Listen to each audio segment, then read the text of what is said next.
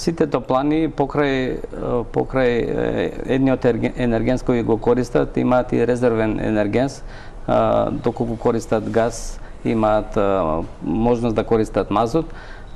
Освен една од овие инсталации, тоа е Тетото, каде што има само можност за користење на газ. Ние при замена на енергенсот, они го информираат државниот инспекторат дека ќе поминат на друг енергенс мазот, а со тоа ние правиме и соодветни контроли. Имаат ли топланите интегрирани?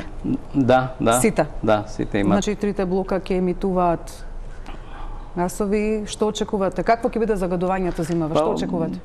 Во принцип, сите термоцентрали во нашава држава има надминување на емисиите на сулфур, односно СО2 и прашина, и тој проблем се провлекува цело време. Дали ќе биде, нели, во оваа ситуација е важен и јавниот интерес да се произведува струја и енергија, и тука ќе мора некој компромис да се прави со ваквите енергетски објекти. Скапата струја може да исклучи некој колекторски систем?